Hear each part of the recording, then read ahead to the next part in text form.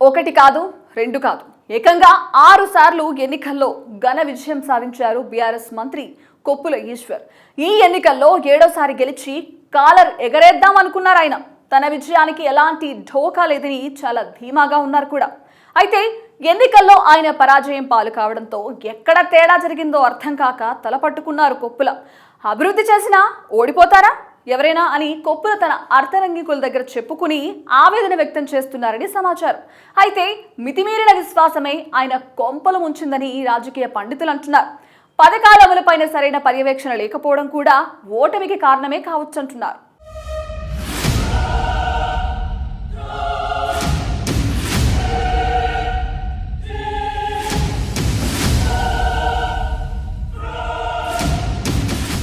ఎన్నికల్లో వరుస విజయాలు లభిస్తుంటే ఇక తమకు తిరుగులేదనే భావన కలిగిస్తాయి. ఆ అతి విశ్వాసమే ఇప్పుడు ఉమ్మడి కరీంనగర్ జిల్లాలోని ధర్మపురిలో 6 సార్లు ఎమ్మెల్యేగా గెలిచిన మాజీ మంత్రి కొప్పుల ఈశ్వర్ కొంపముంచింది.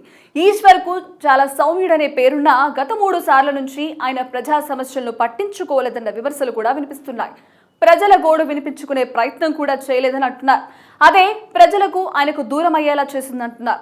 ఇక తన అనుచరుల ఆగడాలను చూసి చూడనట్లుగానే వదిలేశారనే టాక్ కూడా బలంగా వినిపిస్తోంది. ఇలాంటి కారణాలెన్నో కొప్పులకు తల బొప్పి కట్టించాయి. నాటి మేడారం నుంచి నేటి ధర్మపురి వరకు 6 సార్లు అప్రతిహతంగా గెలిచిన కొప్పులకు 7వ సారి ఓటమిని రుచి చూపించాయి. నియోజకవర్గంలోని అన్ని మండలాల్లోనూ కొప్పుల అనుచరుల ఆగడాలు 1-2 కాదు, చెబితే చాట భారతమన్నట్లుగా ప్రచారంలోకొచ్చాయి. ధర్మపురిని మున్సిపాలిటీగా తీర్చిదిద్దడం కొప్పుల ఖాతాలో ప్లస్ పాయింట్ అయితే, ఆ మున్సిపాలిటీలో జరుగుతున్న అవినీతి, అక్రమాలు, దౌర్జన్యాలపై జనం తీవ్ర ఆగ్రహానికి గురయ్యారు.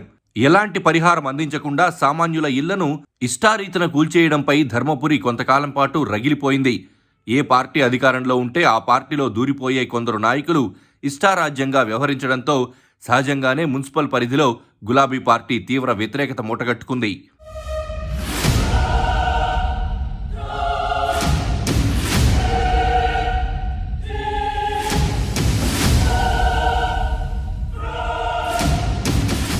నియోజకవర్గ అభివృద్ధి ఊహించిన స్థాయిలో జరగకపోవడం, పై స్థాయి అధికారుల నుంచి మున్సిపల్ పాలకవర్గం వరకు పైసా లేందే ధర్మపురి మున్సిపాలిటీలో పని కాకపోవడం, తలాపునే గోదావరి ఉన్న ధర్మపురితో పాటు చాలా ఊళ్లలో నెలకొన్న తాగునీటి ఇబ్బందులు తొలగకపోవడం వంటి అనేక సమస్యలు కొప్పులు పరిష్కరించలేకపోయారనే చర్చ కూడా జనంలో తీవ్ర స్థాయిలో జరిగింది. కొప్పుల 6 సార్లు గెలిచేందుకు ఎంత కష్టపడ్డారో ఆ కష్టమంతా ఒక్కసారిగా బుక్కిపాలైపోయింది. మంత్రిగా ఉన్న నేత ఎక్కడైనా స్వేచ్ఛగా తిరుగుతూ అందరితో కలుపుగోలుగా ఉంటే ఆ కమ్యూనికేషన్స్ కూడా తమ కెరీర్కు ఉపయోగపడతాయి. సరిగ్గా ఈ పాయింట్ను క్యాచ్ చేసుకోవడంలో కూడా కొప్పుల విఫలమయ్యారనే టాక్ బలంగా వినిపిస్తోంది. ఉమ్మడి కరీంనగర్ జిల్లా రాజకీయాల్లో అంటీ ముట్టనట్లుగా కనిపించిన కొప్పుల కేవలం తన నియోజకవర్గానికే పరిమితమయ్యారు. ఏ కొందరితోనూ మినహాయిస్తే మిగిలిన నాయకులతో అంతగా కలిసిపోయేవారు కాదు.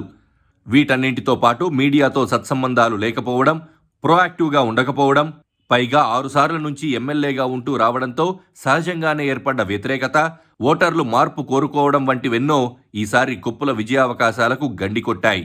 దీంతో ముందు నుంచి ప్రచారం జరిగినట్టే తన చిరకాల ప్రత్యర్థి అడ్లూరిపై కొప్పుల ఘోర పరాజయాన్ని చవిచూడాల్సి వచ్చింది.